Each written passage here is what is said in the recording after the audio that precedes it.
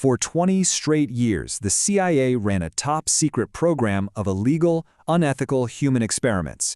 Their goal? To figure out how to control the human mind. We're talking drugs, hypnosis, psychological torture, the whole shebang. And no, this isn't a movie plot. This is the disturbing, very real story of MKUltra. Yeah, you heard that right. And this wasn't some small rogue operation. As Senator Ted Kennedy's committee found out, this thing was massive.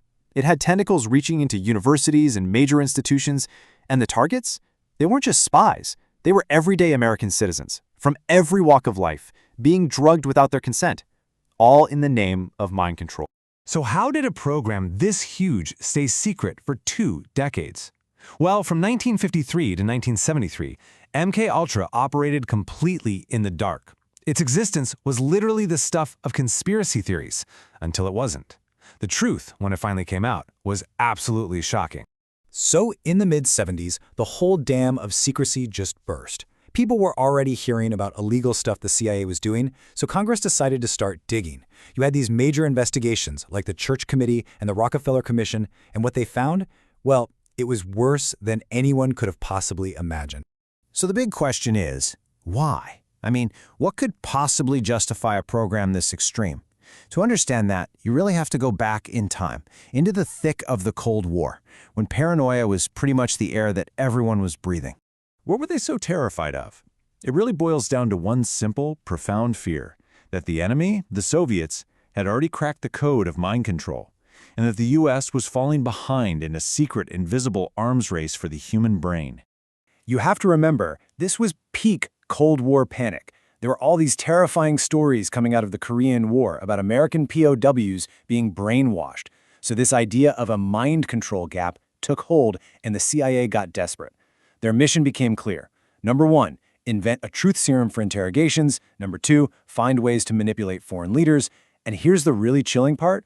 This work wasn't starting from scratch. It was a direct continuation of research done by Nazi scientists, some of whom the U.S. government had secretly brought over after the war in a program called Operation Paperclip.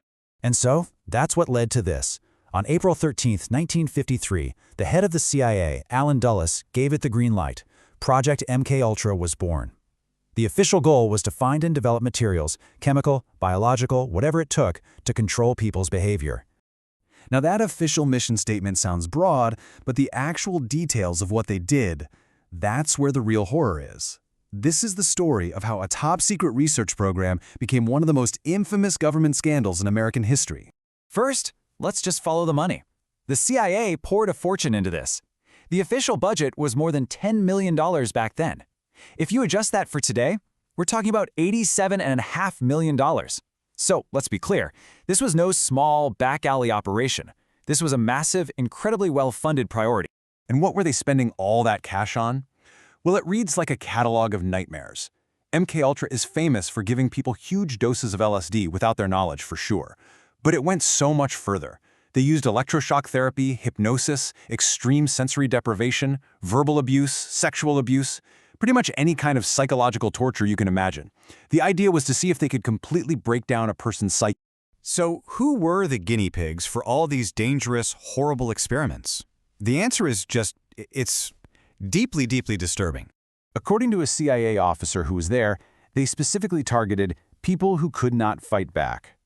Let that sink in.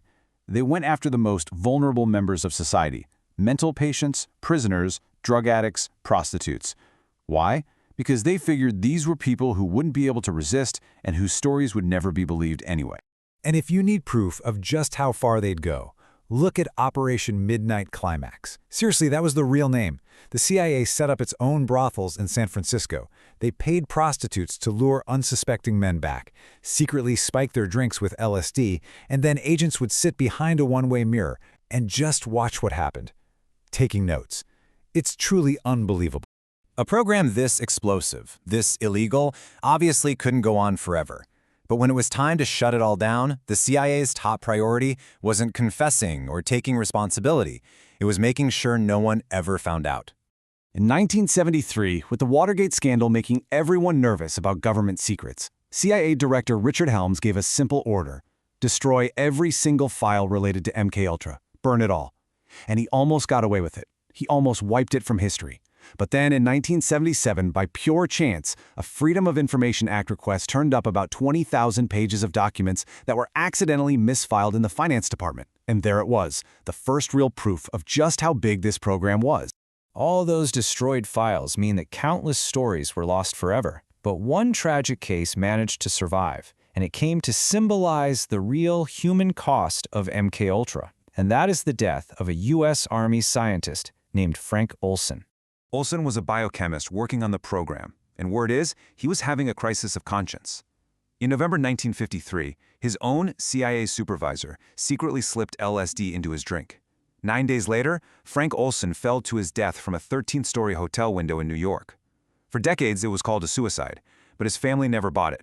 Finally, in 1994, they had his body exhumed, and a second autopsy found injuries to his head that suggested he'd been knocked unconscious before he went out the window. His death was reclassified as a homicide. You can imagine the legal fallout when these things started coming to light. This quote from a Supreme Court justice says it all. He's talking about the Nuremberg Code, the set of rules the world created after World War II to stop the kind of horrific experiments the Nazis conducted. And he's saying, point blank, that the CIA was defying the very principles the United States itself helped establish for the rest of the world. Even though the program officially ended way back in 1973, its legacy is still with us. It continues to cast this long, dark shadow over American history, our culture, and our trust in our own government. The reach of this program is kind of staggering. In some cases, it touched people who would go on to make headlines for very different reasons. Ted Kaczynski, the guy who became the Unabomber, was part of a brutal psychological experiment at Harvard that had ties to the program. The infamous mob boss Whitey Bulger claimed he was given LSD injections every week when he was in prison as part of MKUltra. And the author Ken Kesey, he actually volunteered for some CIA-funded LSD studies, and that experience is what inspired his famous novel, One Flew Over the Cuckoo's Nest. See, when you intentionally destroy that many records, you create a vacuum of information. And nature, well, nature abhors a vacuum. It gets filled with conspiracy theories and speculation. MKUltra has become the blueprint for so much of our pop culture. The secret government lab in Stranger Things, the paranoia in the Manchurian Candidate, so much of that DNA comes directly from the real-life story of MKUltra. And at the end of the day, this is the official conclusion. The 1977 Senate report put it pretty bluntly. Because the CIA purposefully destroyed most of the records, the full impact, including how many people died, will likely never, ever be known. And that act of deliberate destruction leaves us with this one final haunting question. We know about the victims who were brave enough to come forward. We know about the experiments we could piece together from the files that survived. But what about all the secrets that were successfully erased? What other operations were there? Who were the other victims? What else did they do that we will never, ever find out about? It's a question that, even decades later, still hangs in the air.